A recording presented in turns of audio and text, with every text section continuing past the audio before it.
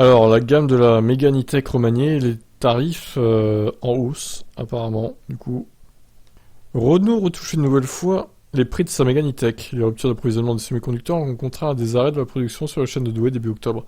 Elle n'explique pas tout. Il y a aussi une volonté du grand patron de Renault, Luca de Meo, de rationaliser les gammes pour plus de simplicité industrielle et commerciale ainsi que pour des raisons de coût. Ça se traduit sur la gamme du crossover par la suppression de la finition d'entrée de gamme équilibre. Le catalogue ne compte plus que 3 finitions. Les variantes techno et iconiques sont toujours disponibles, avec l'ensemble des motorisations IV40, 130 chevaux et batterie de 40 kWh. Il la laisse cette version-là, franchement, elle ne doit pas se vendre beaucoup en plus. Hein. La IV60, 220 chevaux et batterie de 60 kWh. Renault a seulement apporté quelques modifs tarifaires sur les versions Optimum Charge, chargeur de 22 kW, AC 130 kW DC, en finition techno, la Mégane E-Tech devient 400 € plus cher. Oh, 400 €, c'est pas une grosse hausse, ça va. En finition iconique, le prix baisse de 410 €, de quoi permettre au modèle de revenir éligible au bonus maximal de 6 000 € jusqu'à la fin de l'année, à l'instar de tous les autres Mégane E-Tech, puisqu'il passe tout juste sous la barre des 47 000 €. Bon, je pense que de toute façon, il faisait automatiquement des ristournes chez Renault. Ça aurait été débile pour 400 balles de perdre 6 000 € de bonus. Hein. Franchement, ça aurait été con. Soulignons que Renault offre dernièrement sur sa finition la plus chic le pack d'aide à la conduite Advanced Driving Assistance et met fin à l'offre de lancement peinture spéciale ou métallisée offerte. Donc voilà le tableau récapitulatif. Il y a toujours l'évolution ER, hein.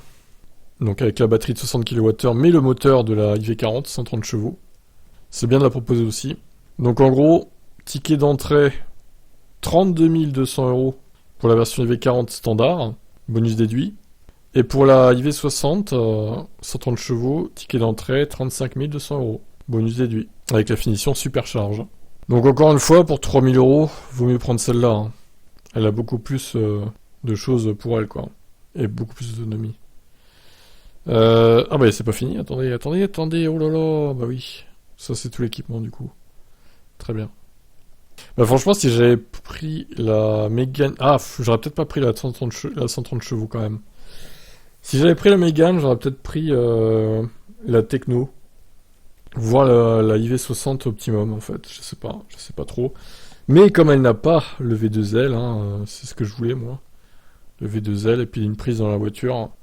Donc elle n'a pas ça, c'est dommage, pour une voiture électrique d'ailleurs.